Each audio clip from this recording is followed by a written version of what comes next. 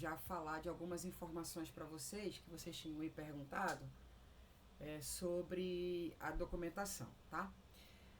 Uma coisa importante, bom, já comecei a gravar. Uma coisa importante, tá, gente? Quem não for fazer, acho que eu já falei isso, mas eu preciso reiterar. Quem não for fazer o estágio no próprio município de Moaná, nas escolas do município de Moaná, não vai estar coberto pela apólice de seguros, tá? Então, isso daí vocês precisam ficar sabendo. Segunda coisa, o estágio 1, estágio supervisionado obrigatório 1, ele diz respeito ao ensino fundamental 2, tá? Então, escolas que tenham turmas de ensino fundamental 2, do 6º ao 9º ano.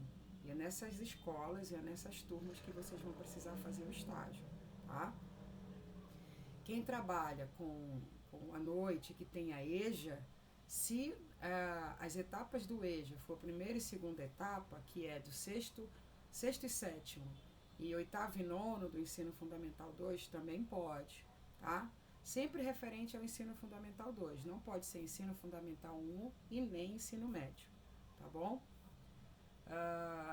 Outra coisa, o link que está lá na plataforma que vocês têm que preencher do Google Forms, só um pouquinho que as minhas cachorrinhas estão atentadas hoje. Eu vou só fechar aqui a porta para poder... Tá bom. Tá, vá com a Glaucia, não vai trabalhar.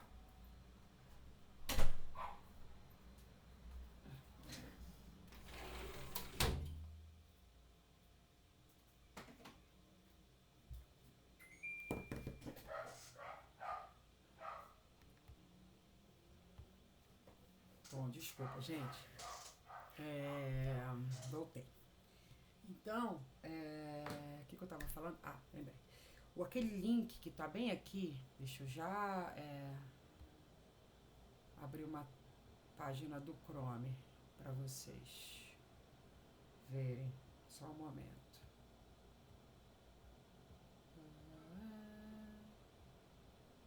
Tá. Um momentinho. Nós estamos escutando assim, professor. Não.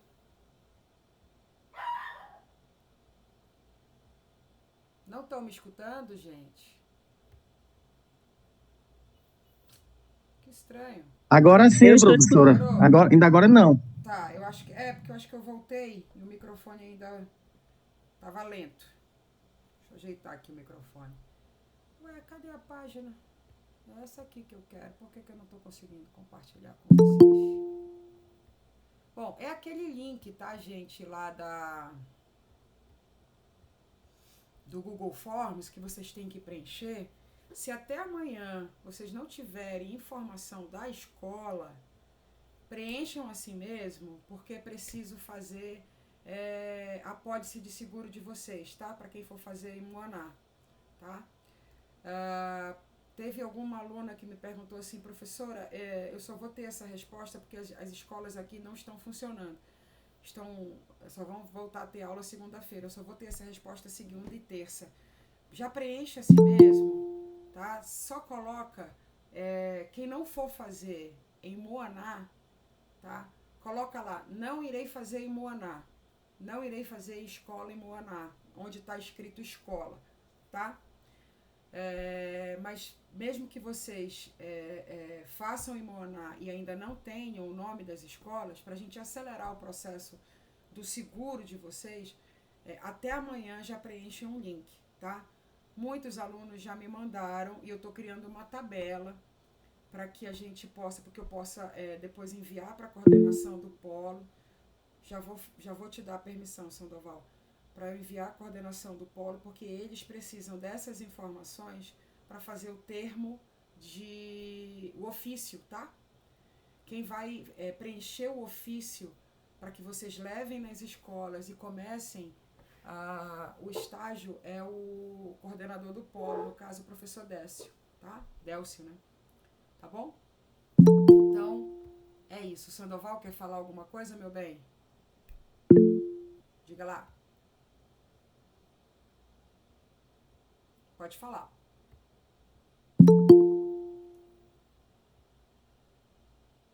Pode falar, Sandoval. Sandoval levantou a mãozinha, não quer falar não, é? Fala comigo. Professora, Oi. estão escutando? Sim. Eu falei sim. Agora estou escutando. Conseguiu escutar agora, professora? Agora estou escutando. Ah, é o seguinte, eu tentei fazer essa pólice aí e eu não consegui 2 vezes. Tentei enviar lá para finalizar e não finaliza. Não sei qual é o problema. Vou tentar amanhã de novo. No link. O link do Google Sim, Forms. professora, sim. É, lá na plataforma. Que a gente vai preenchendo, né? E depois finaliza, né? Só que eu não consegui. É esse aqui, né? Deixa eu mostrar para vocês. Esse aqui, né? Ó, tá aparecendo aí? Estágio supervisionado, curso de letras? É isso aí, professor. Tá. Deve ser alguma informação que tu não deve estar colocando, Sandoval. Vê direitinho, tenta amanhã, tá? E aí... Vou tentar. Valeu, professora. Beleza. E aí, assim, vocês... quem vai ter ainda informação até amanhã das escolas, tá? Deixa para preencher amanhã tudo direitinho. Amanhã deu 6 horas da tarde, eu não consegui ainda ter uma resposta da escola. Preencha assim mesmo, tá? Aí, onde tiver a escola, coloca assim, farei numa escola em Moaná. Ou não farei numa escola em Moaná. Só para que a coordenação já providencie a pólice de seguro para quem vai fazer em Moaná, tá? Beleza? Então, sobre isso, ok. Agora, uma outra coisa que me pediram foi sobre o preenchimento. Deixa eu ver, acho que é desse aqui. Termo de compromisso. É o termo de compromisso. Tá. Esse aqui. Deixa eu ver. Aqui no termo de compromisso, gente, deixa eu abrir aqui no meu. Vocês me perguntaram essa informação aqui. Esse termo de compromisso que a gente estava vendo na terça-feira é o termo de compromisso que está no manual. Ele é mais antigo, mas o termo de compromisso que eu coloquei naquela pasta de vocês na plataforma Documentos Obrigatórios é esse aqui já, tá? Ele já está com a informação da apólice. Aí, olha só. Essa primeira página aqui, ó. Termo de compromisso para concessão de estágio obrigatório que entre se celebra a Universidade do Estado do Pará, a órgão concedente. Aqui vocês vão colocar até aqui, ó, nome da escola. É completo, tá? Nome sempre completo, gente. Nome completo, endereço completo, tudo completo, tá, meus amores? Então, ó, nome da escola completo e do estagiário é o nome completo de vocês. Completo do aluno ou aluna, tá? Ok. Então, aqui, esses dois já sabem. Deixa eu ver, acho que tem alguém aqui pedindo para entrar. Várias pessoas. Júlio, Rosa e Cleice. Tá. Muito bem. Aí, que mais? Deixa eu voltar para lá. Aqui, ó, instituição. A instituição é a Universidade do Estado do Pará. Então, esse representante do centro não preenche. Nem o cargo do representante do centro também não preenche. Porque isso, quem vai preencher é a própria UEPA, tá? Então, não preencha isso, tá? Aqui, unidade concedente. Quem está concedendo vocês a participar do estágio. Então, a razão social, nome completo da escola, endereço completo, tá? Bora colocar aqui completo.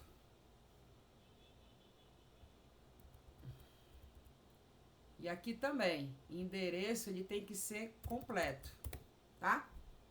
Todo o endereço direitinho que tem lá, certo?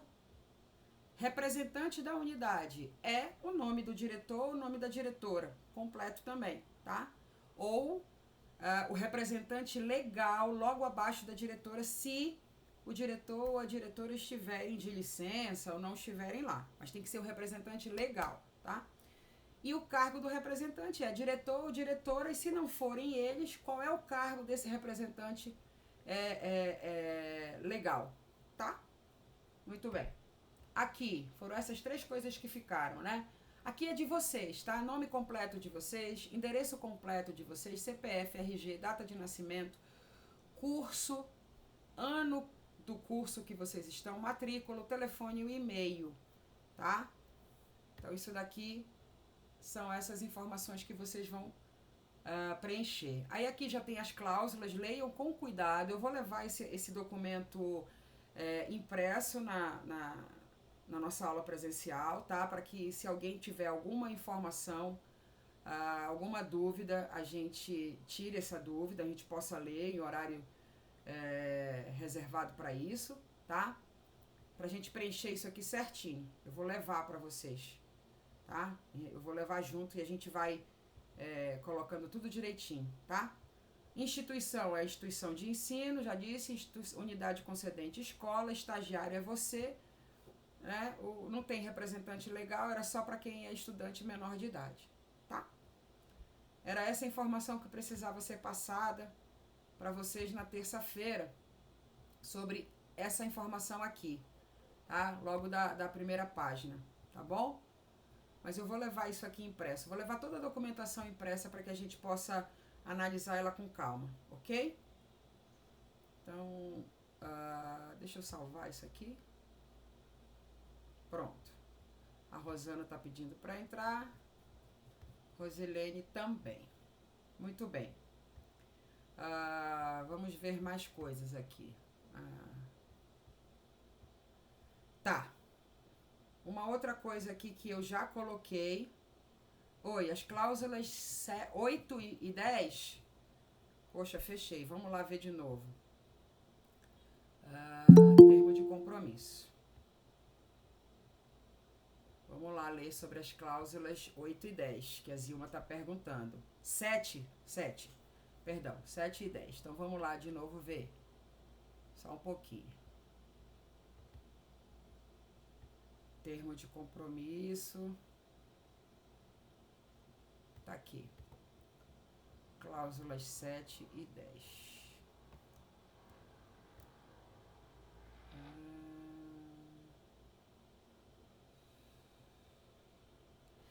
Cláusulas 7. O estágio será desenvolvido no horário o horário que você vai dar a aula, tá? No horário de 7h15 da manhã às meio-dia e 15, totalizando quantas horas semanais que eu posso ter o estágio? 6 horas semanais, não é isso? 6 horas diárias, 30 horas semanais. Então aqui é o horário correto de que você vai fazer o estágio, a hora que você entra até a hora que você sai. Aqui não pode passar de 30 horas semanais, tá? Ó, 30 horas semanais, certo? Com início em o dia que você vai fazer o estágio. Qual é o dia que você vai iniciar seu estágio? É o dia que você vai colocar aqui. E o dia do término do seu estágio. O dia que você vai colocar aqui. Certo? Você não tem estágio remunerado, cláusula 8, não tem estágio remunerado, então não vai colocar nada aqui. Tá? Respondido, Zilma? Agora vamos ver a 10, é isso? É a cláusula 10 que você está perguntando agora? Sim? É, né? Vamos lá para 10. Tá. Cláusula 10. De acordo com o plano individual do estágio, o estagiário desenvolverá as seguintes atividades. Atividade de acompanhamento, de observação, atividade de regência. Deixa isso daí para preencher no momento em que você tiver a escola, que você já estiver na escola, e saber quais são as professoras que você vai acompanhar e as turmas que você vai acompanhar. Então, quais são as atividades do estagiário. O estagiário, ele faz dois tipos de acompanhamento. O acompanhamento de observação e o acompanhamento de regência, tá? Então, aqui você vai dizer qual é o acompanhamento de observação e qual é o acompanhamento de regência que você vai fazer, tá? Mas deixa para preencher depois isso, não preenche agora, tá bom? A gente vai preencher no sábado, direitinho. Peço a vocês que levem no sábado um rascunho, um impresso de toda essa documentação, tá? Cada um leva um de cada. Para quê? Porque a gente possa fazer um rascunho, colocando tudo direitinho, vocês vão preencher a lápis, tá? Para que essas informações fiquem todas presentes e depois vocês passem a limpo para pro impresso oficial, tá? Lembrando que o termo de compromisso são 3 vias. Vocês vão deixar uma via com a direção da escola, outra via vocês vão deixar na coordenação do polo, que depois vai entrar, se eu não me engano, deixa na coordenação, que depois vai ir para a coordenação geral aqui em Belém, tá? E uma fica com vocês. Mas façam isso, levem uma de rascunho, que eu também vou levar, e aí a gente vai preenchendo a lápis direitinho, para que todas as informações fiquem certinhas, porque não pode rasurar, não pode ter emenda, tá? Nesses documentos, tá bom? Aí no sábado a gente faz isso juntos, tá? Muito bem. Mais alguma dúvida sobre documentação que dá que precisa tirar agora? Porque eu acho que no sábado a gente junto, né? A gente vai fazendo tudo juntinho, tá bom? Ok. Então, eu agora vou apresentar uma outra coisa. A gente vai hoje, ficou de ler não botei aqui, não. A gente ficou, deixa eu abrir. A gente ficou de ler o artigo, né? Sobre o estágio supervisionado. E é esse artigo que nós vamos começar a ler. Vocês já tinham começado a fazer a leitura desse artigo? Ainda não.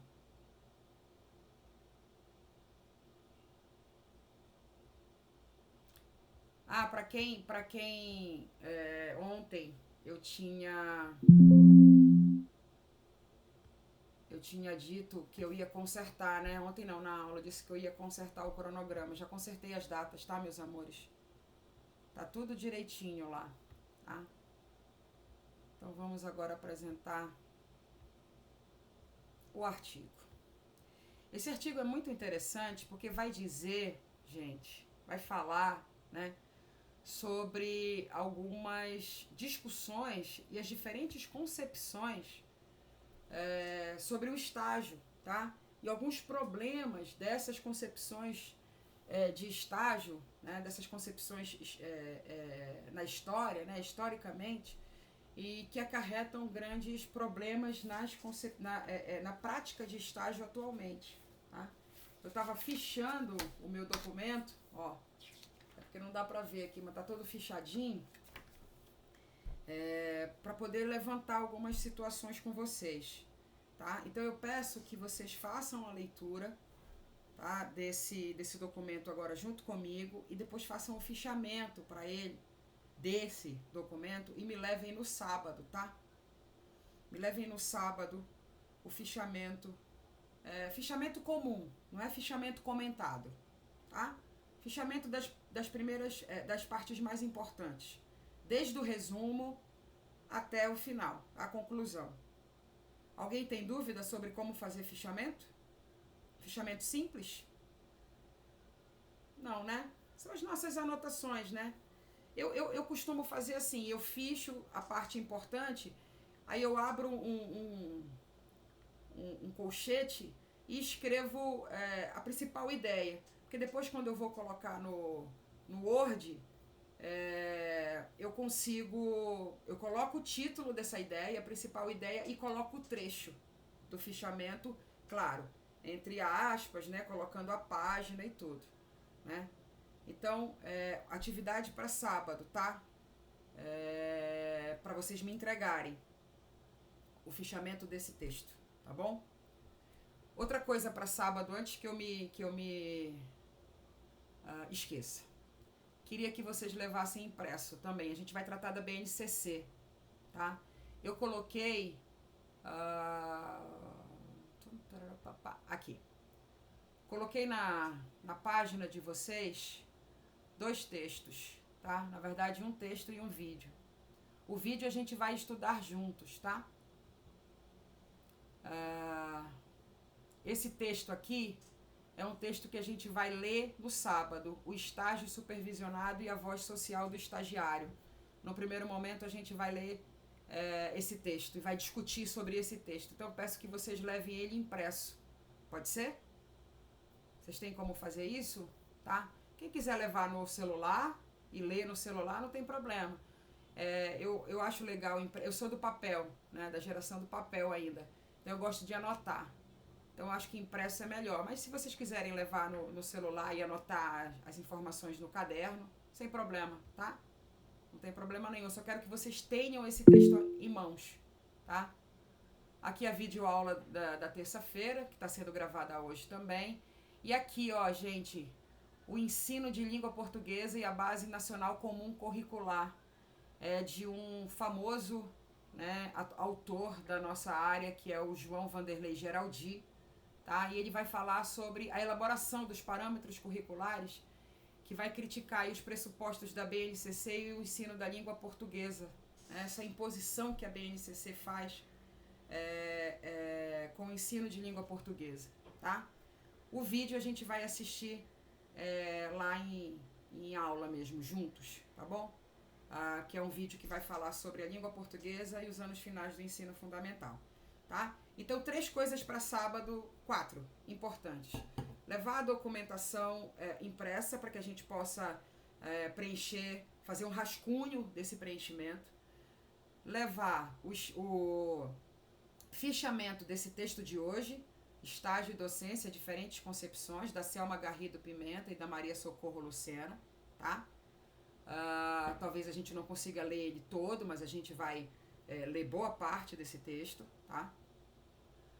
Esse vídeo aqui a gente vai assistir em aula presencial, se der tempo, e levar impresso o texto, o artigo Estágio Supervisionado, a voz social do estagiário e o ensino da língua portuguesa e a base nacional comum curricular, certo? Já digo, né? Não estou obrigando ninguém a, se não puder, a levar impresso, mas que tenha em mãos esses textos, tá bom? Bom, falando sobre isso, terminando aqui, vamos voltar à nossa apresentação do texto da Pimenta e Lima, tá? Então, eu vou fechar a minha câmera, tá? Vou ficar só com o meu áudio. Deixa eu só aumentar aqui um pouquinho o áudio daqui, que eu não estou conseguindo escutar quem é que está chegando. Aí, alguém quiser parar para fazer alguma colocação, é só levantar a mão que vai tocar aqui a sineta e aí eu paro, a gente dialoga, tá? Vamos lá.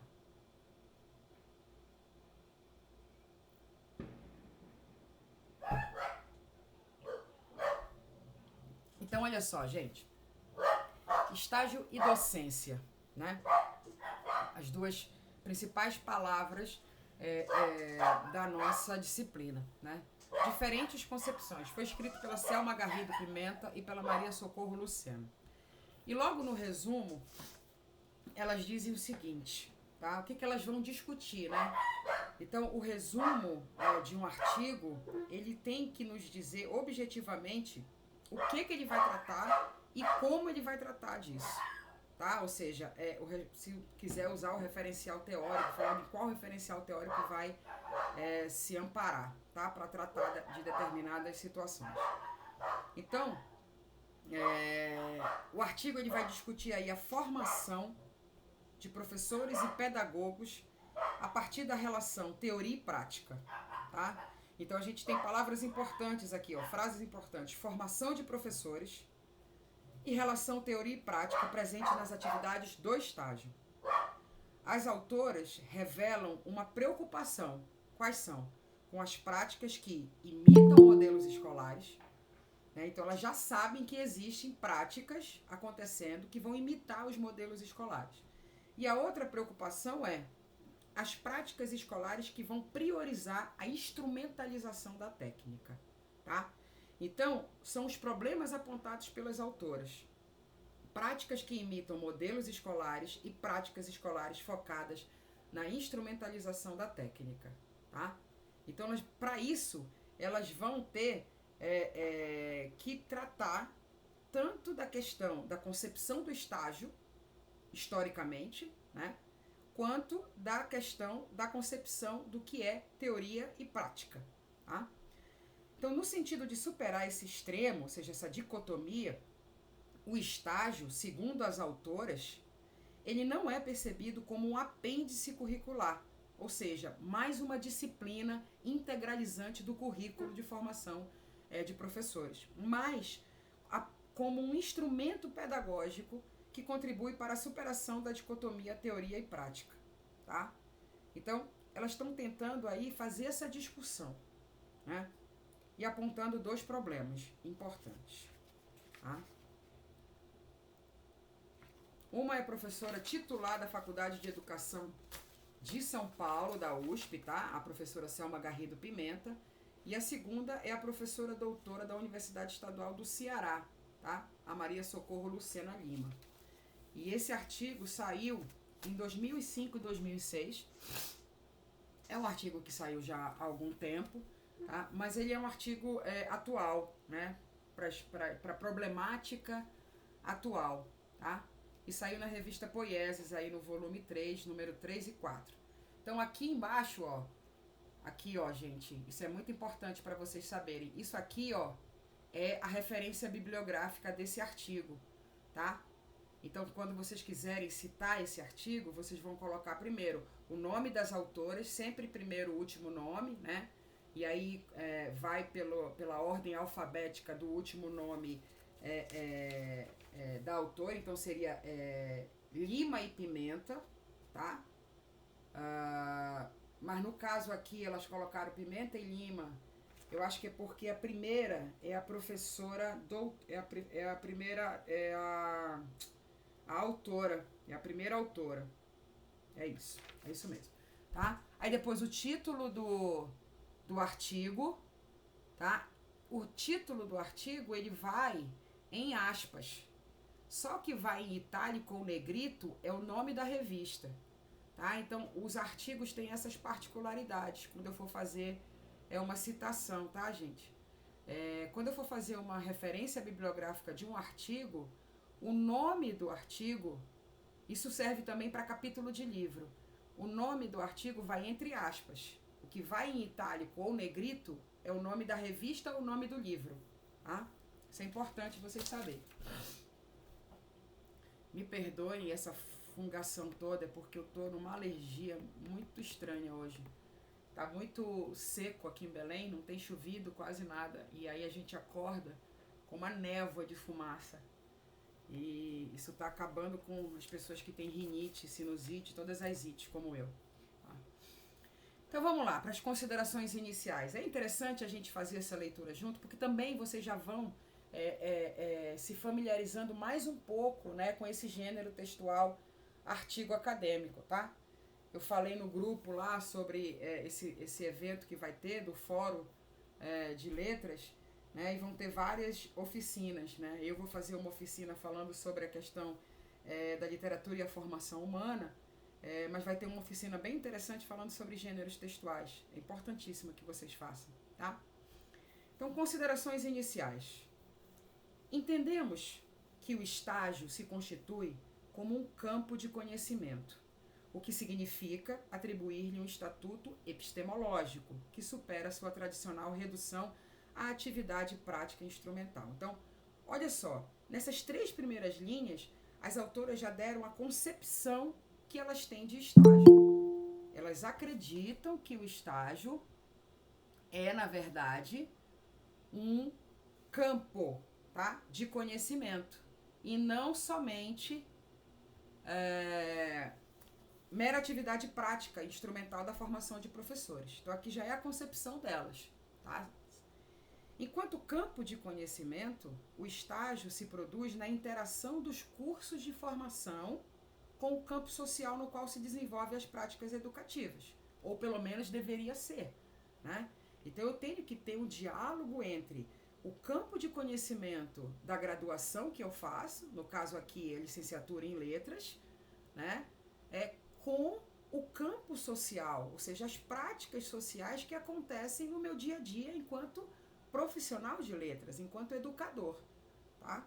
Tem que haver esse diálogo para que o estágio, enquanto campo de conhecimento, tenha a sua, vamos dizer assim, a sua finalidade bem sucedida, tá? Nesse sentido, o estágio poderá se constituir em atividade de pesquisa, não somente numa atividade prática. Então, entendendo o estágio, né, como campo de conhecimento, ele pode se constituir, então, como uma atividade também de pesquisa. Tá? Para fundamentar essa concepção que elas dão, proceder-se-á a uma análise dos diferentes enfoques que o estágio tem historicamente recebido nos cursos de formação de professores. Então, aqui elas já dizem para que elas chegaram. Elas estão dizendo que elas entendem o estágio como um campo de conhecimento e não somente como uma atividade prática instrumental. Logo, se o estágio é um campo de conhecimento, ele vai possuir estatuto epistemológico, ou seja, ele vai ter epistemes, ele vai ter teorias que vão adensar, né? Vão dar suporte a esse campo de conhecimento, né? E que vai superar essa tradicional, né, e errônea, no caso que elas estão falando, concepção de estágio apenas como uma prática instrumental. Se pensarmos dessa forma, como um campo de conhecimento, então o estágio pode se constituir como uma atividade de pesquisa, né, para que ele realmente tenha uma interação entre o conhecimento adquirido no curso de formação em outras disciplinas com o conhecimento empírico, vamos dizer assim, no sentido da prática, da praxis do campo social, ou seja, do dia a dia das práticas educativas. Tá? Mas para que elas possam argumentar e sustentar as ideias delas, o que elas vão precisar fazer? Elas vão primeiro analisar os diferentes enfoques do estágio, né, no tempo, na história, né, dentro dos cursos de formação de professores. Elas não vão aqui analisar estágio em graduação, por exemplo, de arquitetura, né, de filosofia de um bacharelado, por exemplo, mas sim na formação de professores, tá? Por isso que vai também aí se ligar um pouquinho à pedagogia. E aí elas lançam mão de uma frase, de um depoimento, na verdade, de uma professora, tá? Que ela diz o seguinte, abre aspas, agora estou chocada com a realidade daquelas crianças e nem sei por onde começar. Na prática, a teoria é outra. Ou seja, a Nilce Conceição da Silva provavelmente é uma graduanda, né, que está finalizando aí o seu curso de licenciatura, pode ser em letras, em matemática ou em qualquer área do conhecimento, né, mas o curso de licenciatura. E quando chega na sala de aula, ela fica assustada, porque tudo que ela aprendeu na graduação, na disciplina estágio, não corresponde à realidade. Então ela não sabe nem onde começar. E aí por isso que a gente sempre diz, né, na prática a teoria é outra. Essa é a máxima, né, de nós professores. A gente sempre fala, na realidade, a gente estuda uma coisa, mas na realidade quando a gente chega no chão da escola é completamente outra coisa, tá? O estágio, ele sempre foi identificado como parte prática dos cursos de formação de profissionais em geral. em contraposição à teoria. Não é raro ouvir-se dos alunos que concluem seus cursos se referirem a estes como teóricos, e que a profissão se aprende na prática. Né? Opa, perdão, meus amores. Perdão. Para quem está acompanhando aqui no computador. No cerne dessa afirmação popular, está a constatação, no caso da formação de professores, de que o curso não fundamenta teoricamente a atuação do futuro profissional, nem toma a prática como referência para essa fundamentação teórica, ou seja, carece de teoria e de prática. Né? Então, isso é um dos problemas apontados pelas autoras. Tá? Considerar o estágio apenas como uma atividade prática não faz com que, dentro do curso de formação de professores, a gente tenha uma fundamentação teórica, né, casada em diálogo com o futuro profissional que vai se formar. Tá? Por quê? Porque eles separam teoria e prática. A teoria e prática, elas não conversam, né? E por isso elas não têm uma fundamentação teórica que possa convergir para o mesmo ponto, né? Isso não quer dizer que elas sejam, quando eu digo convergir para o mesmo ponto, não quero dizer que elas sejam imutáveis, pelo contrário. Né? A gente sabe que teoria e prática, tanto a teoria quanto a prática, são coisas mutáveis. Por quê? Porque nós estamos no acontecimento do mundo, né? Como diz o Martin Heidegger, nós somos ser e tempo. Então, o ser está em acontecimento e o tempo está mudando. Logo, todas as nossas teorias, os nossos pensamentos e as nossas práticas mudam, tá? Mas a teoria e a prática, elas precisam andar juntas e não separar, né? Como se faz atualmente. E aí fica aquela sensação mesmo de que o curso de formação de professores vai carecer tanto de teoria quanto de prática. Né? Quando a gente chega em sala de aula, a gente fala, meu Deus do céu, primeiro dia de aula de um professor que acabou de ser formado, é assustador. Né? Porque a gente, Deus me livre, o que está acontecendo? Não foi nada disso que eu aprendi. Tá? Então isso é um dos problemas que elas apontam. Na verdade, os currículos... Alguém quer falar alguma coisa, gente? Posso dar continuidade aqui? Tá tudo certo? Poxa, a Graça Carvalho saiu da reunião. Bom, então vou continuar, tá? Vamos lá. Na verdade, os currículos de formação têm se constituído em um aglomerado de disciplinas isoladas entre si, sem qualquer explicação de seus nexos com a realidade que lhes deu origem. A gente vê isso em qualquer formação, aí, tanto de professores quanto qualquer formação de graduação. Assim, sequer pode-se denominá-los de teorias, pois constitui apenas saberes disciplinares. Né? Com essa questão da disciplinarização dos saberes, né? A origem, a concepção originária da palavra teoria e, por conseguinte, da palavra prática, ela caiu por terra, né? Porque a gente disciplina os saberes, sem com que esses saberes conversem entre si, né? E conversem com a realidade. Tá? Então, assim, sequer pode-se denominá-los de teorias, pois constitui apenas saberes disciplinares, em cursos de formação que, em geral, estão completamente desvinculados do campo de atuação profissional dos futuros formandos. Neles, as disciplinas do currículo assumem quase total autonomia em relação ao campo de atuação dos profissionais, e especialmente ao significado social, cultural, humano da ação desse profissional. Ou seja, essa é a realidade de muitos cursos de formação na nossa graduação, né? A realidade atual desses cursos de formação é a gente ter várias disciplinas que muitas vezes não conversam entre si e, para piorar, não conversam com a vida prática daquele profissional, daquele estudante que está se tornando, que está se formando naquela profissão, né? E aí fica também uma disciplina curricular que tem uma autonomia, parece assim uma coisa pedante, né? É uma verdade absoluta e não consegue enxergar a realidade, nem social, nem cultural, nem do própria ação do humano, desse profissional, né?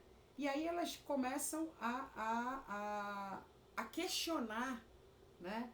Essas disciplinas descoladas do campo de atuação, elas começam a questionar em que isso vai gerar.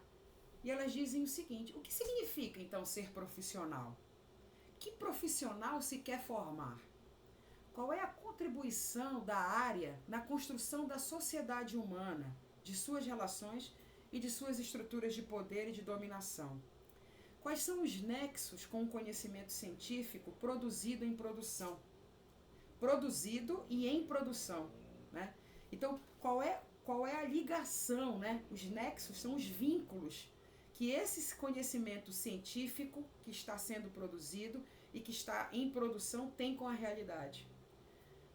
São questões essas que muitas vezes elas não são consideradas pelos programas das disciplinas de graduação, nos próprios conteúdos, nos objetivos e até nos métodos que essas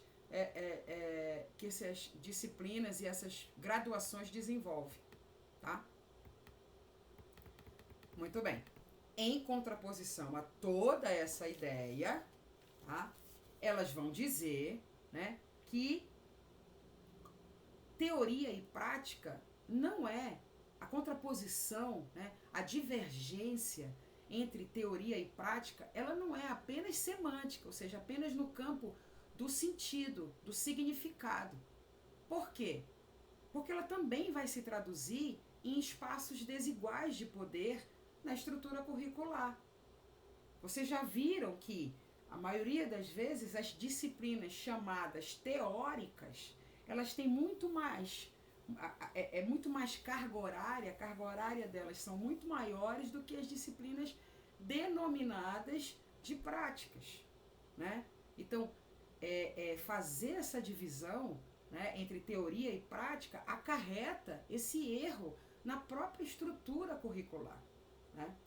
Nos cursos especiais de formação de professores, que é o nosso caso, realizados em convênios entre secretarias de educação e as universidades, que é mais o nosso caso ainda, observa-se essa desvalorização traduzida em contenção de despesas. Eu não posso mandar o meu aluno, eu tenho que diminuir as despesas, eu não posso dar ferramentas para que ele possa ir para a sala de aula. Tá? Aí, as decisões têm sido o quê? Reduz a carga horária destinada à disciplina estágio ou transforma em estágio à distância. Tá? Já vi muita faculdade, né, que a gente chama de faculdade, essas novas faculdades que estão pipocando por aí, né? Fazendo estágio à distância. Não existe, mesmo que eu tenha um curso de EAD, como é o caso do curso de vocês, o estágio, ele precisa ser presencial, gente. Eu não tenho como aprender, mesmo sendo apenas um curso de formação de professor, apenas não, né? Um curso de formação de professor, que é um curso de humanidades, né? De formação do campo do humano, né? Eu não posso ter um estágio apenas à distância. Eu tenho que ter um estágio que vá me criar a prática do dia a dia, a vivência da escola, né? E o que resulta nessas questões aí de redução de carga horária de estágio ou transformação de estágio à distância? Vai atestar burocraticamente, né? Vai atestar, na verdade, em atividade burocrática. Eu só vou preencher papel, eu não vou estar olhando nada ali. Por quê? Porque eu só tenho que preencher aqui a proforme do papel que estão me pedindo. Ou vai dar margens a erros, a enganos, a burlas, né? No campo da pesquisa, mais ainda, essa desvalorização da prática vai se traduzir em verbas menores, né, a projetos aplicados, como no caso da educação. O pesquisador, né, o bacharel em letras, aquele que é o pesquisador, quando ele não tem o seu estágio valorizado, isso vai implicar em diminuição de verbas para que ele possa testar projetos a partir da vivência em estágio, né? Para que ele possa aplicar no campo da educação, da formação, tá?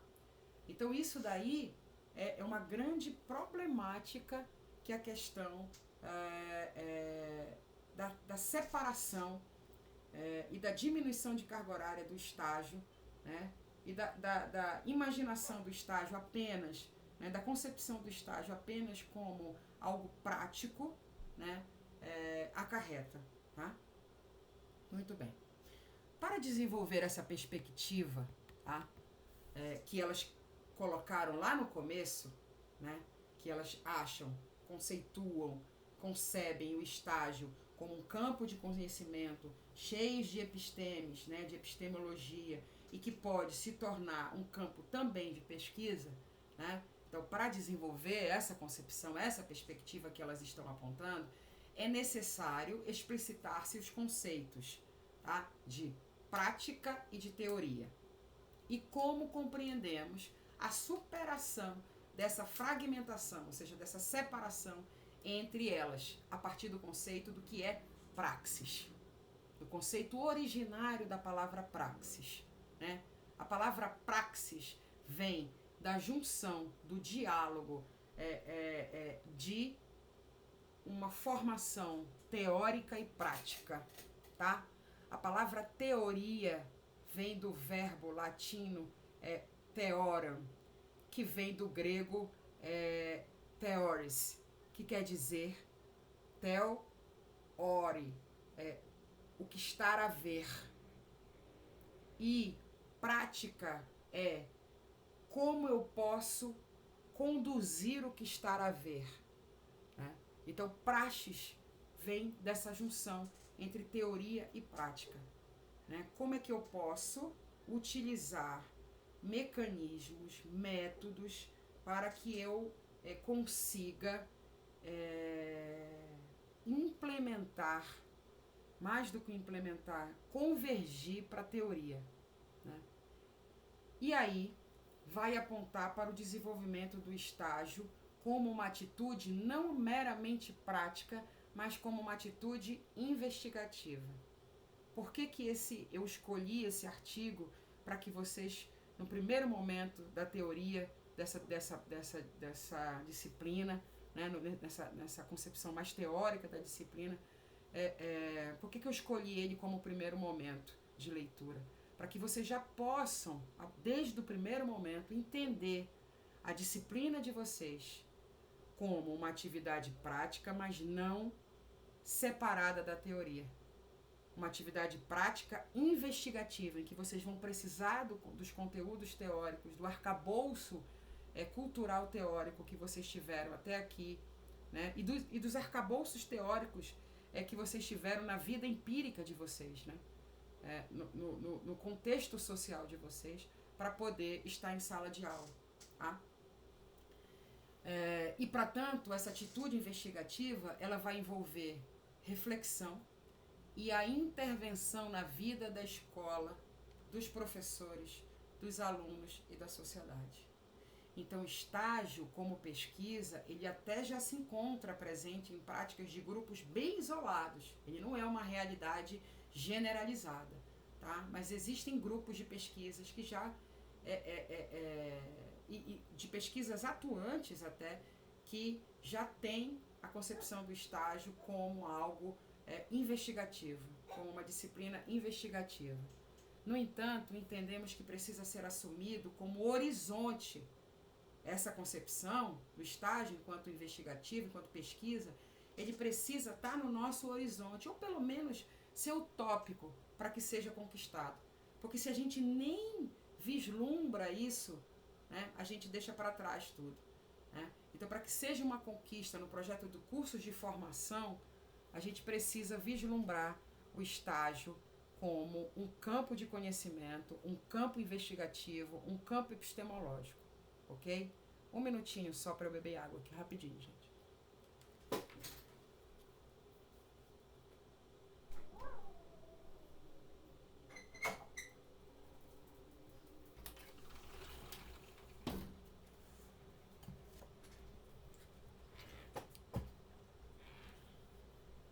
Muito bem. A prática como imitação de modelos é o que a gente vai ver agora. Então, ela disse para que ela escreveu isso, ao que veio, tá? As duas, né? As duas autoras. Disseram quais são, a primeira concepção delas de estágio. Depois falaram dos primeiros, das problemáticas de se perceber o estágio apenas como algo prático, né? Como uma atividade prática. E aí agora, o que ela vai fazer? E depois falou que precisa, né? Falaram que precisa ter a concepção de estágio como algo, um campo de conhecimento, né, investigativo. E aí, a partir de agora, elas vão demonstrar quais são as diferentes concepções do estágio para que, historicamente, né, analisar essas diversas concepções para que se chegue aí a um modelo satisfatório, né? Como saber que esse modelo satisfatório possa dar certo? Como criar esse modelo satisfatório de um estágio enquanto campo de conhecimento, tá? E aí ela vai dizer da primeira prática de estágio, que é a prática como imitação de modelos, tá? Que elas vão chamar até de artesanal, que é o que muito se faz atualmente, né? E o que não se deve fazer, tá? Então, a prática como imitação de modelos é o exercício de qualquer profissão, elas iniciam falando isso. O exercício de qualquer profissão é um exercício prático, no sentido de que se trata de aprender a fazer algo ou alguma ação. Ok, isso é algo certo, né? A profissão de professor também é prática. E o modo de aprender a profissão, conforme a perspectiva de imitação, será a partir do quê? Da observação. Imitação, reprodução e, às vezes, até da reelaboração dos modelos já existentes na prática, consagrados como bons. Muito bem, até agora, nada errado, tá? Então, eu tenho observação, imitação, reprodução e, eu digo até que o mais importante, reelaboração desses modelos, né? Mas reelaboração dos modelos a partir do quê?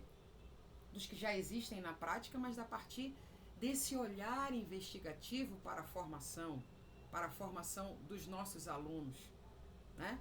Dentro da área de língua portuguesa. Muitas vezes, os nossos alunos aprendem conosco observando-nos, imitando, mas também elaborando o seu próprio modo de ser a partir da análise crítica do nosso modo de ser, né? Até então aí, imitação não é um problema, tá? Nesse processo, eles escolhem, separam aquilo que consideram adequado e acrescentam novos modos, adaptando-se aos contextos nos quais se encontram. Para isso, lançam mão de suas experiências e dos saberes que adquiriram. Ok. Cientes dessa importância, né, da importância dessa forma de aprender, ela não é, entretanto, suficiente e apresenta alguns limites. Então, essa forma de aprender é uma forma que já acontece, só que o que as autoras estão dizendo? Ainda é pouco, tá? E ainda é uma forma de aprender que ela vai bater numa barreira aí de um limite, certo? Quais serão esses? Nem sempre o aluno dispõe de elementos para essa ponderação crítica, né? Ele não tem esse arcabouço teórico contextual para essa concepção crítica, né? Para entender o que se pode fazer com tudo aquilo que ele está aprendendo e reelaborar criativamente aquilo. E apenas, tá, para transpor os modelos em situações para as quais não são adequados. Então, nem sempre o aluno dispõe de elementos para essa ponderação crítica, mas apenas tenta pegar esses modelos que ele aprendeu e colocar em situações que não são adequadas para aquele modelo, certo? É um problema. Por outro lado, o conceito de bom professor, ele é o quê? Polissêmico. Tá faltando um i bem aqui, tá, gente? Polissêmico, passível de diferentes interpretações e mesmo divergentes. Ok. Agora tudo certo. A prática como imitação de modelos, ela tem sido denominada por alguns autores de artesanal, caracterizando o modo tradicional da atuação docente. Então, essa prática de imitação de modelos, ela vem muito relacionada a essa atuação tradicional, né? Em que o professor é o dono da verdade e o aluno é aquele apenas que escuta a verdade do professor sem conseguir criticá-la. Tá? Isso acontece também no estágio, porque saibam vocês que quando vocês estão no estágio dentro da sala de aula com aquela professora, vocês não são nem professores e nem alunos, vocês são os estagiários, estão no meio campo, né? Ainda presente em nossos dias, né, essa prática acontece. O pressuposto, né, vamos dizer assim, a origem, né, o que deu início a essa concepção é o de que a realidade do ensino ela é imutável e os alunos que frequentam a escola também são imutáveis. Idealmente concebidos, a escola competiria ensiná-los segundo a tradição. Então, dentro dessa prática de estágio, né, e da prática de ensino a partir da imitação de modelos, a escola ela é algo que não muda. Ela é o mesmo ensino de sempre, da época dos nossos avós até hoje os nossos filhos e netos, né? Então eu só vou ter que fazer o quê? Imitar esse modelo e tá tudo certo, eu garanto o meu, o aluno garante o dele e tá tudo tranquilo. Certo? Mas nem o ensino é imutável e nem os alunos que frequentam a escola também é imutável. Ainda digo mais, nem os professores também o são, né? Então, todos nós somos seres em mutação. Além de seres em mutação, somos seres que estamos observando o mundo e a realidade que nos cerca. E essa realidade também, ela é mutável, não imutável, certo? Então, nesse modelo, o que acontece? A escola vai apenas ensinar. O papel da escola seria apenas de ensinar, segundo a tradição, certo? Não cabe aqui, pois, considerar as transformações históricas e sociais decorrentes aos processos de democratização do acesso. Certo? Que trouxe para a escola as novas demandas e as novas realidades sociais, como a inclusão de alunos que até então eram marginalizados do processo de escolarização e dos processos de transformação da sociedade, de seus valores e das características que crianças e jovens vão adquirindo. Tá? Então, esse processo de imitação não olha para essa realidade em mutação e nem para o ser humano em mutação. Tá? Ao valorizar as práticas e os instrumentos já consagrados tradicionalmente como modelos eficientes, a escola resume seu papel a ensinar. Se os alunos não aprendem, o problema é deles, e de suas famílias, e de sua cultura diversa daquela tradicionalmente valorizada pela escola. Né? Já ouvi várias pessoas falando assim mesmo, gente, professores muito antigos que estão cansados ou que são tradicionalistas, né? Dentro desse meu processo aí de trabalho, né? Dessa minha vida de docente. Eu estou ensinando o que está aqui e o que eu vou ensinar é esse. Tem gente que não muda nem o plano de ensino. Tem um plano de ensino de 20 anos sobre crase, sobre oração subordinada, né? Sobre coesão e coerência. E eu vou ensinar isso aqui. Se o aluno não aprender, o problema é dele. O problema é dele, o problema é da família dele, o problema é porque o aluno não presta atenção, o aluno não quer estudar, o aluno é insubordinado, né? Então, é isso. O professor lava a mão e a escola vai lavando a mão também, tá? A formação do professor, por sua vez, dar-se-á pela observação e tentativa de reprodução dessa prática modelar. Então, o estagiário que vai para a sala de aula, tendo em mente que a prática é a imitação de modelos e fica lá só olhando, também se colocando nesse papel de imutável e de que a formação é imutável, o ensino e aprendizagem é imutável, né, ele também vai reproduzir essa prática, né, como um aprendiz que aprende o saber já acumulado. Ele não vai colocar nada novo nisso, né, ele não vai trazer para a realidade dele, ele vai observar lá o professor. Mas no momento que ele está observando, ele está fazendo as suas anotações críticas sobre aquela perspectiva, sobre aquela realidade, sobre aquele tipo de ensino. Eu não estou dizendo aqui que a gente tem que chegar lá e abominar tudo que aquele professor está fazendo, não. A gente observa, poxa, isso aqui está legal, isso aqui eu achei que dá bacana, acho que isso aqui eu posso modificar e trazer para a sua realidade, para a realidade da sua escola. E no momento em que vocês saírem da observação, né, nessa disciplina e entrarem para a regência, quando vocês forem dar a aula, né, na escola, né, vocês vão poder criativamente, em vez de só reproduzir, vocês vão poder elaborar algo novo, tendo em vista, tendo como foco essa mutabilidade do ensino, da formação, do aluno e do professor e da própria realidade, tá? Então, essa perspectiva de imitação, ela está ligada a uma concepção de professor que não valoriza a sua formação intelectual e reduz a atividade docente apenas a um fazer, que será bem sucedido quanto mais se aproximar aos modelos tradicionais aí que ele observou.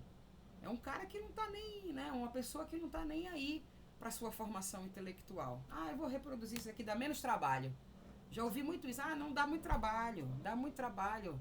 Não, vou passar aqui essa prova mesmo objetiva, vou reproduzir aqui essas regrinhas e tudo da gramática normativa, porque dá muito trabalho. Negócio de interpretação de texto, não, eu já pego aqui a leitura obrigatória que já tem a resposta certa do que o meu aluno tem que interpretar numa obra de literatura. Olha que loucura, certo? E aí esquece que a interpretação de texto, né, e que o diálogo do ser humano, do leitor com o texto, ele está ali envolto de contexto histórico, contexto social, contexto político, o próprio contexto familiar, né? O contexto emocional, tá? Como foi que aquela obra, que aquela história, que aquela narrativa chegou até ele? Não, mas ele tem que responder aquilo lá que está na ficha do professor, que está lá certinho, do jeitinho. Se ele errar um negocinho daquele lá, está errado, né? Não deixe o seu aluno livre para criar, para pensar, tá?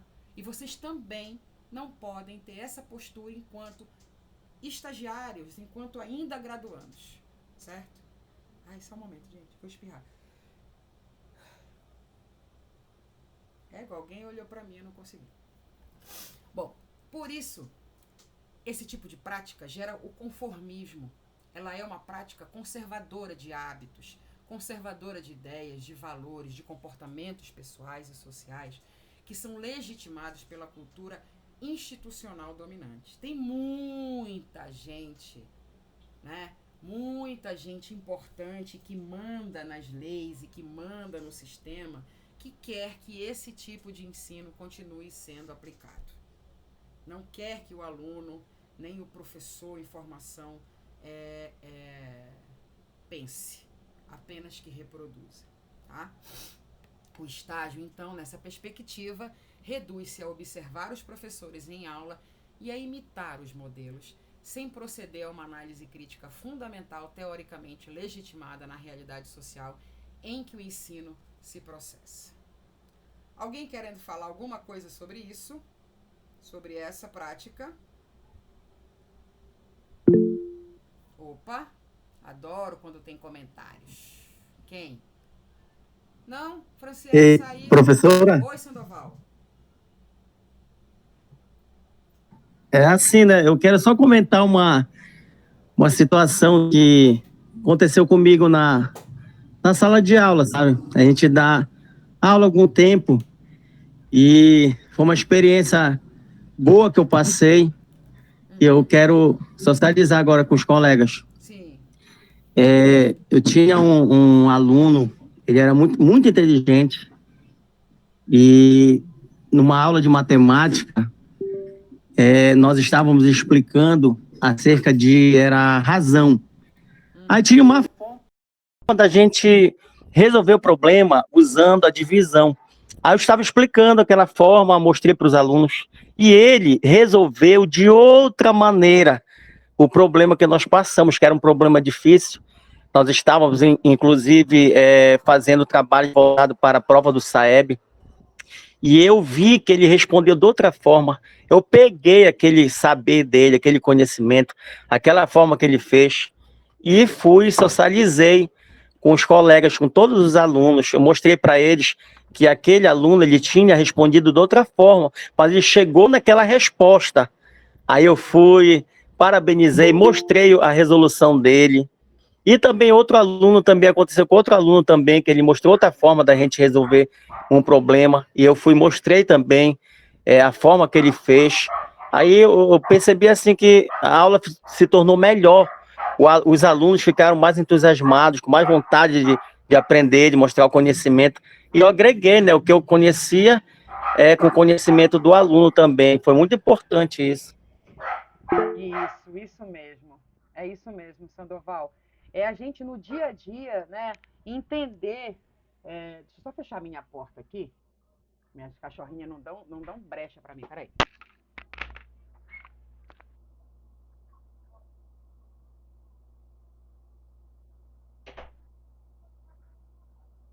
Perdão, gente. É a gente entender esse ser humano, né, enquanto acontecimento mesmo, né? Não é porque o meu aluno fez de uma forma que eu não faria, né, eu faço de uma forma diferente, que estaria errado, né? Se ele chegou num resultado satisfatório, né, se ao final daquele exercício, daquela atividade, ele conseguiu realmente apreender o conhecimento, mas ele foi por um outro caminho, tá tudo bem, né? Então, eu acho que isso a gente tem que também trazer para essa nossa prática pedagógica, né?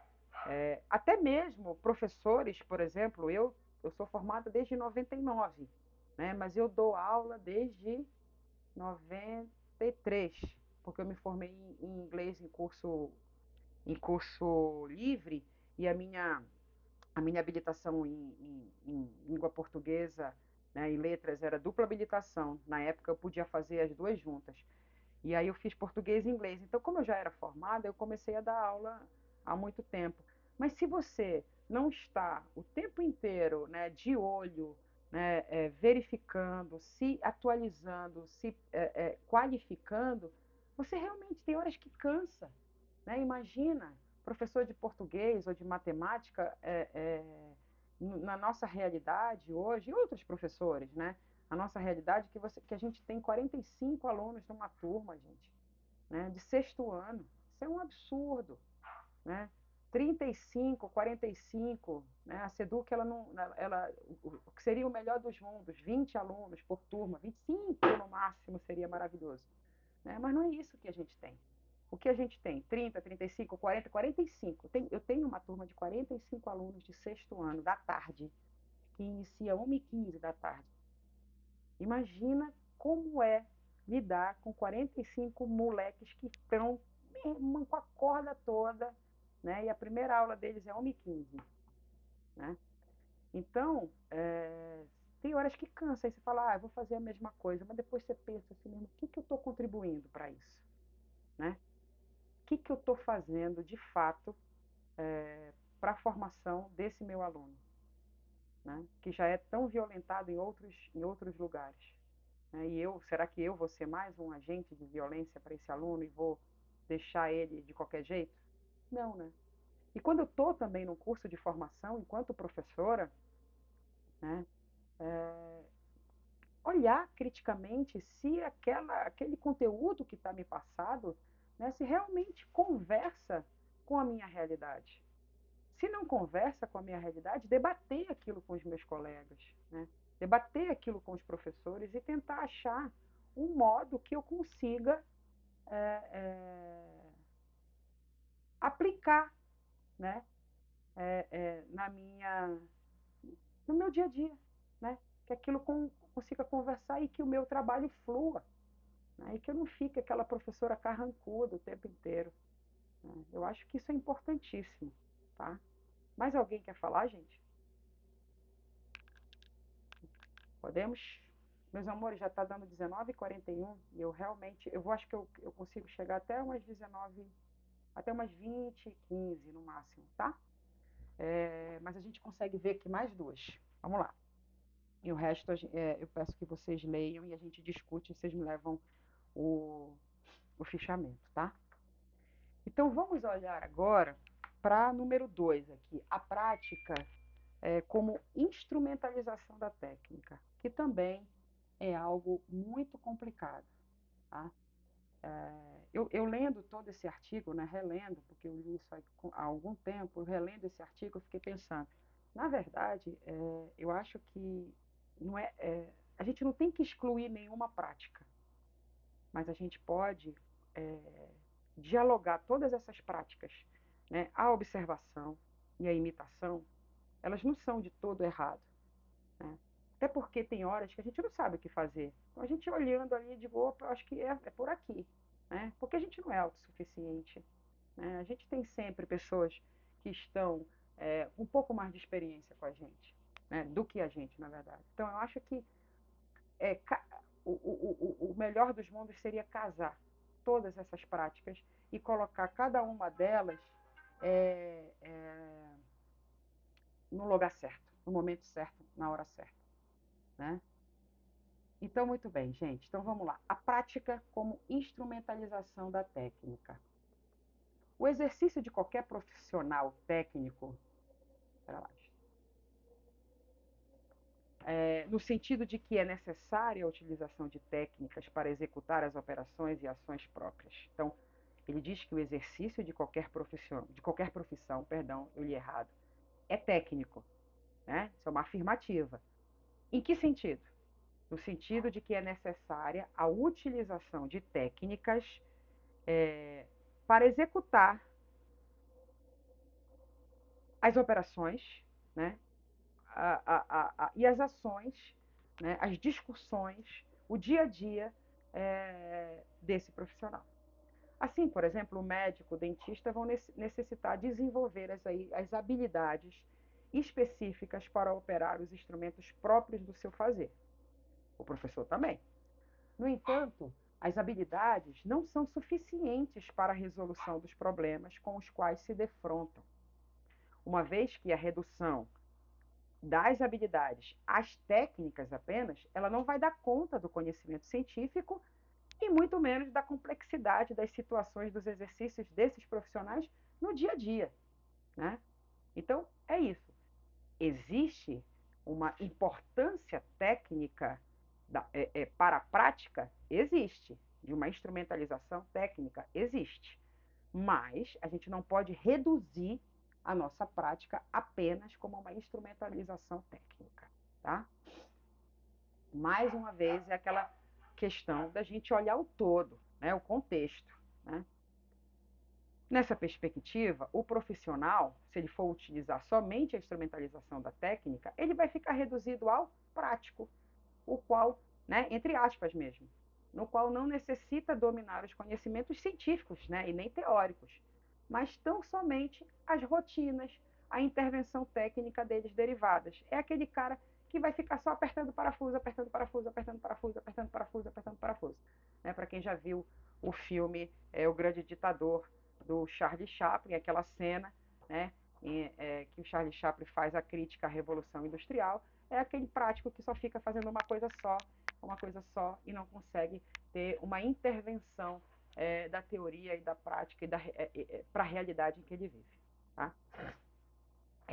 Essa compreensão, né, da instrumentalização da técnica, ela tem sido traduzida muitas vezes em posturas dicotômicas, ou seja, posturas contrárias, em que teoria e prática são tratadas isoladamente, o que vai gerar equívocos graves no processo de formação profissional.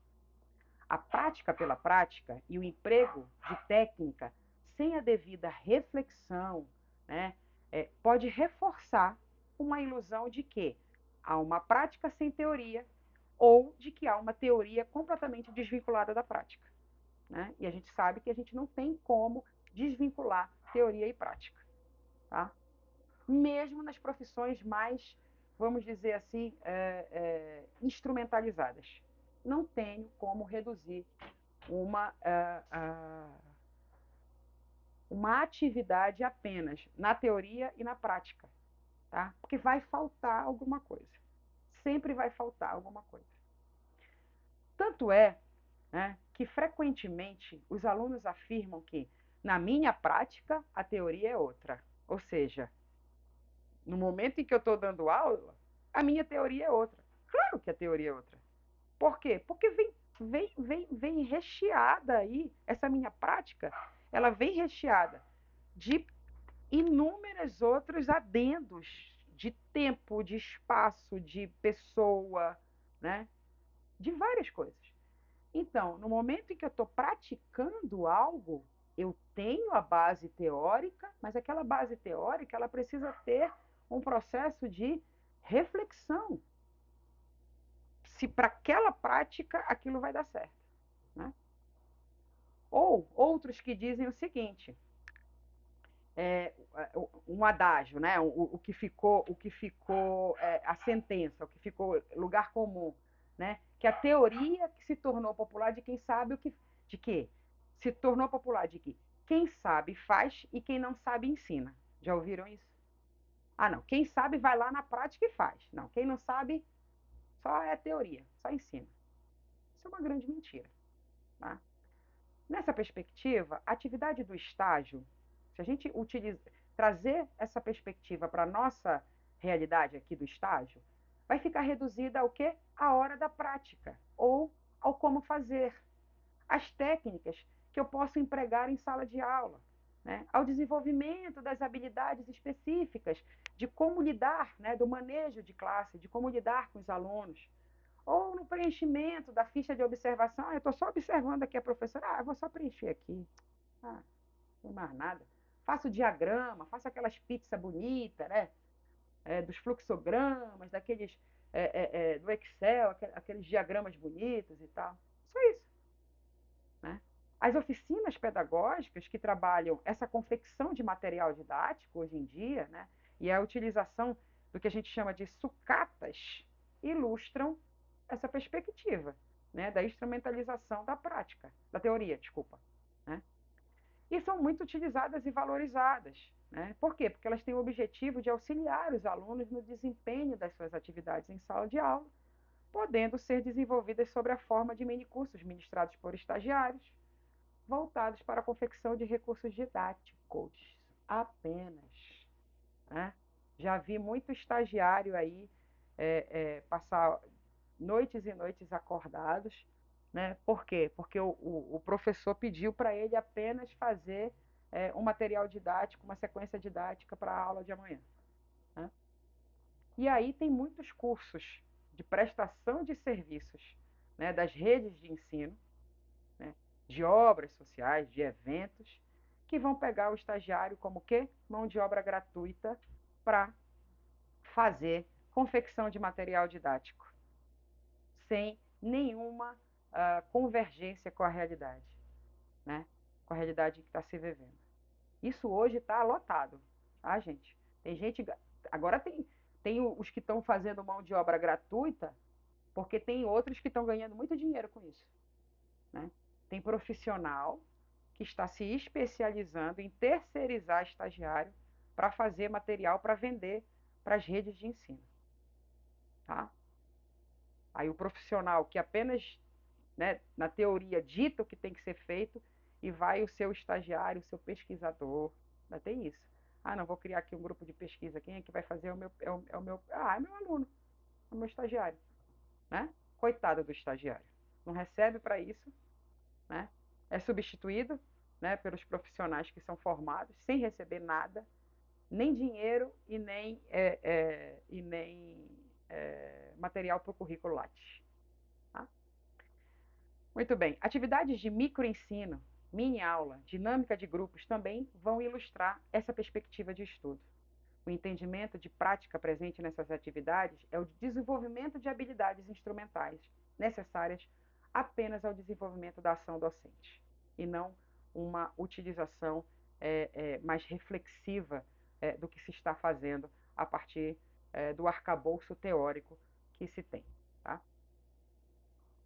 Um curso de formação ele estará dando conta do aspecto prático da profissão na medida em que ele possibilite o treinamento em situações experimentais de determinadas habilidades consideradas a priori como necessárias ao bom desempenho do docente. Isso sim, tá? Eu posso tirar como uma coisa mais correta. Né? Eu faço algo prático, eu tenho um curso de formação em que no meu aspecto prático desse curso, né, eu vou possibilitar treinamento de criação de materiais, vamos dizer no nosso caso, de materiais didáticos, de sequências didáticas, de planos de ensino, tá? Em que eu possa pensar em situações experimentais que possam ocorrer e que essas situações possam ser mutáveis, né? De determinadas habilidades. Aí, ok. Tá? A despeito da importância, né, em relação à importância dessas atividades, elas não possibilitam que se compreenda o processo de ensino como um todo. Tá? Por quê? Porque só mira nas habilidades, só mira na instrumentalização. Né? E aí cabe indagar quem define essas habilidades mais importantes que devem ser treinadas. Quem é o cara que diz assim mesmo, olha, não, esse aluno aqui, ele precisa, na verdade, esse material aqui, eu quero que ele sirva somente para essa turma aqui que precisa apenas saber relacionar a interdisciplinaridade, estou chutando aqui, tá? De gêneros do discurso. Estou chutando. Tá? Ou a intertextualidade de 3 textos, de 3 obras de ficção. Certo? Então, quem é que dita? Quem é que fala, olha, é isso que tem que ser importante? Seriam essas habilidades treinadas generalizáveis para o trabalho docente com qualquer agrupamento de alunos? A gente não pensa aí nesse processo educativo como sendo um processo mais particularizado, a gente vai generalizar, né? vai colocar na média todos os alunos como se todos os alunos do 6º ano, né, tivessem o mesmo tivessem a mesma contexto social, histórico, político, né, e familiar, tivessem a mesma vamos dizer assim, processo de aprendizagem cognitivo, né? E aí a gente vai estabelecer habilidades que vão servir para esse agrupamento de alunos, né? Outra coisa, o processo educativo, ele é mais amplo, ele é complexo, e ele vai incluir situações específicas de treino, mas ele não pode ser reduzido a apenas essas habilidades, ou a qualquer habilidade. Parece-nos que, a um certo nível, é possível até falar em domínio de determinadas técnicas, instrumentos e recursos, ok, para o desenvolvimento de determinadas habilidades em determinadas situações. Portanto, a habilidade que o professor deve desenvolver é a de saber lançar mão adequadamente das técnicas conforme a situação, as diversas situações, né? Diversas e diferentes situações em que o ensino ocorre. Então, qual é a maior habilidade que nós, professores, precisamos aprender? É a lançar mão de todas as outras possibilidades de habilidades de ensino-aprendizagem no momento do aqui e agora, do já da sala de aula, né? Porque as situações elas são diversas, tá? Essa perspectiva técnica do estágio, ela vai gerar uma coisa muito séria, um distanciamento da vida e do trabalho concreto que vai ocorrer nas escolas. Uma vez que as disciplinas que vão compor os cursos de formação, elas não vão estabelecer os nexos entre os conteúdos, teorias, poderia chamar, né? que desenvolve a realidade nos quais o ensino ocorre. Então, vida e o trabalho concreto nas escolas, elas vão se distanciar completamente. Tá? Então, eu vou aprender uma coisa na graduação e quando eu chegar na escola é outra coisa completamente diferente. E aí é o que acontece na maioria da realidade quando a gente chega para dar a nossa primeira aula. Lembrem-se aí de vocês. Primeiro dia de aula da vida de vocês. Quão assustador aquilo é. Porque você se depara com uma realidade viva, com algo que está ali pulsando. E toda aquela tua teoria e aquela coisa que tu falou assim, não, eu vou fazer aqui, ó. Ok, o plano de aula, as sequências didáticas, né, o planejamento, ele te dá um norte, né? Mas ele não pode ser a voz final daquilo. Ele não pode ser a normatização de uma sala de aula, de uma aula, de um ensino. Porque a vida está ali pulsando o tempo inteiro. Você vai precisar se deparar com várias situações, né? E situações até na nossa realidade de língua portuguesa, aluno que está no 7º ano, gente, e que é analfabeto funcional. Não sabe ler. Ele não sabe ler.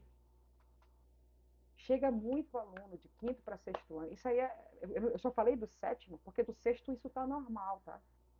Tenho alunos, a maioria das minhas turmas de 6º ano, eu tiro 30% dos meus alunos, da maioria. Eu tenho 4, 5, 6 turmas de 6º ano. 30% que não sabem ler. Não sabem ler. Não sabem. Não sabem. E aí morrem de vergonha, né, quando se pede para ler e tal. Então você precisa ter um jogo de cintura.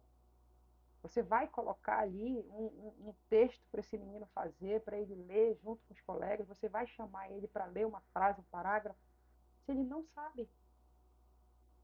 Então você vai se deparar com essa realidade. Tá? Muito bem, vamos voltar aqui. Ai, chega a me dar até uma tristeza. A exigência dos alunos em formação, por sua vez, reforça, né?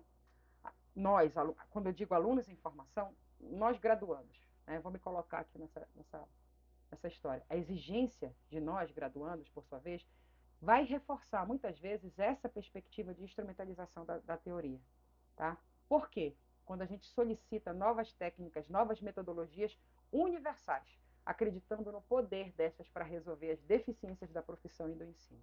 A gente quer fórmula milagrosa, metodologia e técnica milagrosa para tirar aquela turma daquele limbo. Não existe. Tá? E aí, por essas nossas exigências, porque não temos no nosso pensamento um pensamento mais crítico do que é a formação de professores, né, o ensino, aprendizagem de língua, né, dentro dessa realidade em que a gente vive, da realidade particular mesmo do que a gente vive, né, e da realidade mais geral, que é a realidade do ensino no Brasil. Né? A gente, muitas vezes, até desesperados também, a gente pede por uma fórmula milagrosa, certo? E não existe. Tá? E isso vai fazendo com que a gente vai acreditando nesse poder, né, que essas práticas aí, essas metodologias milagrosas têm em resolver as deficiências tanto da nossa profissão quanto do ensino. E vai fortalecer, assim, o mito das técnicas e das metodologias milagrosas. Tá? Esse mito ele está presente não apenas nos anseios, nos nossos anseios, enquanto alunos, estagiários e professores profissionais da língua, tá? Mas ele está presente também nos anseios de professores e, sobretudo, nas políticas governamentais de formação, que vão acabar investindo em verbas intermináveis, né, de programas de formação completamente descontínua de professores, partindo de pressupostos de que a falta de conhecimento de técnicas e métodos destes professores é a principal responsável pelo resultado, pelo mau resultado do ensino. Tá? Cansamos de ver aí a última BNCC, né, que foi tão criticada, porque não teve, de fato, né, teve uma pincelada, assim, mas não teve, de fato, uma consulta pública regional, né? Dividido por região. Então, ela novamente normatizou o ensino. Novamente se criaram técnicas, metodologias para essas aquisições de habilidades, né, que normatizaram o ensino, generalizaram o ensino e que não olharam para o particular, olharam apenas para o universal, né? Então, isso é um grande erro, tá? Me perdi. Ah, me achei. Aqui no próximo parágrafo. Nessas disciplinas práticas dos cursos de formação nas universidades em geral, a didática instrumental, muito em voga hoje em dia, aí empregada, que é essa didática instrumental no sentido da instrumentalização da teoria, vai gerar uma ilusão de que as situações de ensino são todas iguais e que poderão ser resolvidas com técnicas pasteurizadas, vamos dizer assim, né? Essa crítica a essa didática instrumental gerou também, no primeiro momento, uma negação à didática. Então, ninguém mais queria saber de didática. Por quê? Na verdade, queriam criticar esse tipo de didática instrumental, mas não a didática, que é algo importante, né? O método de ensino, a didática, ela te dá ferramentas, né, para que você possa, no seu dia a dia, saber é, é, lidar com diferentes tipos de aprendizagem, né, e trazer habilidades que vão casar com esses tipos de aprendizagem. Essa é a importância da didática. Mas a didática instrumental, ela vai instrumentalizar todo esse arcabouço, né, e vai criar essas regras padronizadas, pasteurizadas, certo? E aí ela foi muitas vezes negada, né? Teve uma negação da didática, sendo substituída por uma crítica às escolas em geral, uma vez que se consideravam as didáticas, né, como aparelhos reprodutores das ideologias dominantes da sociedade. Tá? Foi um erro, né, de interpretação, né? Que eles viram apenas, eles refletiram a didática apenas como uma didática instrumentalizada, tão forte era o poder dessa instrumentalização da didática. Tá? Essa percepção, ela traduz-se em modalidades de estágio que se restringem apenas a captar os desvios e as falhas das escolas, dos diretores e dos professores. É aquele estagiário que vai lá e fala assim: eita, que professor hoje fez isso, tudo errado, olha. Ixi, mas tudo errado aqui, tudo errado, isso aqui está errado. Essa forma como ele ensinou, não está certo isso não. Não, o diretor da escola, ele não dá, ele não proporciona, né, um trabalho, uma formação para os professores, né? Então ele vai criticar, esse estagiário, ele vai criticar todo mundo, até o servente, coitado, tá? Configurando-se aí num cristicismo vazio, uma vez que os estagiários lá iam apenas para rotular as escolas e seus profissionais como tradicionais e autoritários, entre outras coisas. Essa forma de estágio gera conflitos e situações de distanciamento também entre a universidade e as escolas. Então, a gente já tem a primeira forma, né, que é a forma da prática como imitação de modelos. A gente precisa ter sabedoria, né, e um pouco de argumentação crítica para saber que a prática como imitação de modelos em si só, ela também não dá certo. Existem coisas, né, existem situações nessa prática que vão nos ajudar, mas ela sozinha não dá certo. Tá? Ela também vai gerar esse distanciamento entre a universidade e o chão da escola. Tá? E a prática de instrumentalização da teoria é a mesma coisa. É claro que eu preciso me instrumentalizar, é claro que eu preciso ter diferentes recursos instrumentais, né, para que eu possa utilizar em diferentes situações, mas eu não tenho um modelo só correto, né? Não tenho uma verdade absoluta. Tá? Muito bem. Essa forma de estágio, né, que justamente passaram a se recusar a receber estagiários, tá, gente? Então, muitas vezes, a gente fica criticando as escolas. Ah, mas eu não quero. Não quero mais estágio aqui em casa. Ah, não quero mais. Não quero mais estagiário na minha escola. A escola está fechada para isso. Por uma das coisas, não estou dizendo que é isso somente, uma das coisas pode ser que seja esse distanciamento, essa crítica vazia que os estagiários, os alunos estagiários vão e metem o pau, tanto nas escolas quanto nos professores. Tá? Repensar essa questão, assumindo uma crítica da realidade existente, mas numa perspectiva de encaminhar propostas e soluções aos problemas estruturais, sociais, políticos e econômicos dos sistemas de ensino, porque aquilo ali não é um problema de uma escola só, principalmente quando aquela escola ela faz parte de um sistema de ensino maior, que, vamos dizer, no caso, é o sistema educacional das escolas básicas da rede pública do estado do Pará. Tá? Então, se eu puder ser propositivo, né, nas propostas, nas soluções, né, mas sem ser arrogantes, olha, talvez por aqui isso aconteça de uma forma melhor. Temos outras opções, dando possibilidades de professores e do sistema de ensino como um todo vislumbrarem outros mecanismos, outros instrumentos, outras metodologias de ensino, né, que façam refletir esse espaço escolar na ação dos seus profissionais, né, e nessa interação desses profissionais de sala de aula com os outros profissionais da escola, com os técnicos e com os alunos, né, constituindo aí, né, esse processo desse estagiário no núcleo de pesquisa em várias áreas da educação, em especial no campo da pedagogia e da didática, né, é uma coisa muito salutar. Né? Também no campo da formação de professores e dos estágios, inúmeras pesquisas já têm sido feitas, já têm sido produzidas denunciando essas questões e contribuindo, assim, para uma melhor compreensão dessa formação a partir de estudos críticos e analíticos das práticas de formação desenvolvidas nas universidades, mas também trazendo aí contribuições significativas no campo prático dos cursos de licenciatura e no campo teórico para os novos encaminhamentos aos cursos de formação. Então, já existe estudos sobre isso. Né? Elas estão dizendo. É importante destacar que essas pesquisas elas têm apontado, né, um horizonte como unanimidade, né, que a universidade ela é um espaço formativo por excelência da docência, uma vez que não é simples formar para o exercício da docência de qualidade. Né? E que a pesquisa séria, a pesquisa a partir de amostragens, mas a partir também de elaborações, de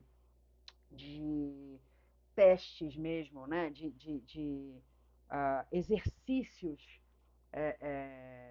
metodológicos, é o caminho para uma boa formação. Né? E se contrapõe, portanto, a essas orientações políticas, essas pesquisas, né?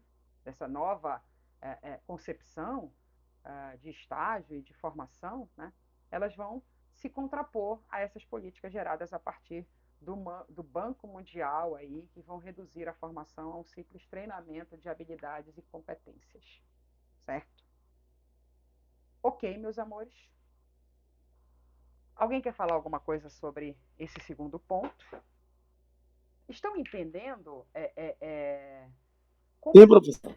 como está sendo desenhado esse artigo? Né? Elas apresentaram uma concepção do que elas acham certo, né? Vou voltar aqui a minha câmera.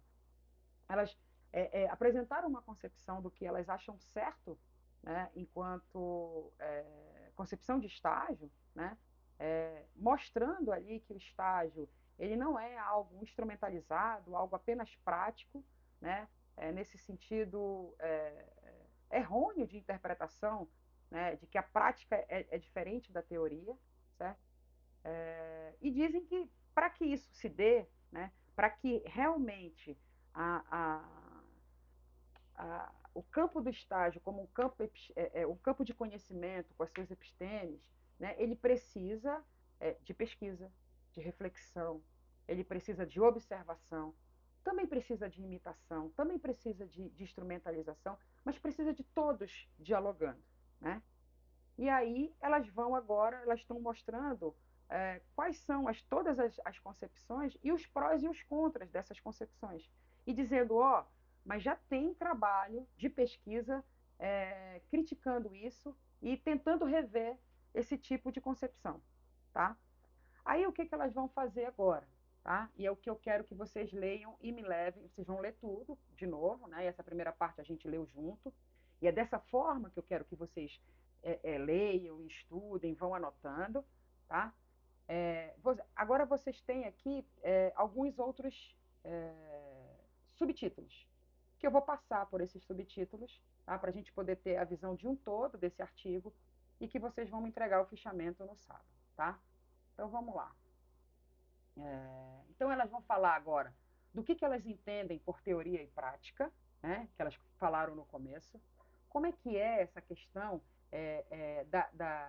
quando foi que teoria e prática se distanciou, né? E como elas podem voltar a convergir dentro da formação de professores, da ação docente, né? Visando aí que a ação docente do profissional ele tem que se entender enquanto prática social, tá? Né? E não somente como algo somente conceitual, né? E nem instrumentalizante, mas algo social. Então, o docente ele precisa ter esse entendimento, tá? Então, ela vai trabalhar, elas duas, né, as autoras vão trabalhar essas duas questões, tá? Depois, elas vão falar o estágio que vai superar essa separação de teoria e prática. Como é que pode, né? Como é que podemos vislumbrar um estágio que vai superar essa separação, que vai trazer de novo ao diálogo, né, a questão da teoria e da prática trabalhando juntos, né? E aí ela vai subdividir o estágio, a aproximação da realidade com atividade teórica, ó, né? Que mais? O estágio como pesquisa e a pesquisa no estágio. Como é o estágio como pesquisa e como é se fazer pesquisa no estágio? Tá? Depois, essa parte é bem grande, ó. Como se faz pesquisa no estágio, tá vendo? É importantíssimo. E aí, por fim, é isso. Tá?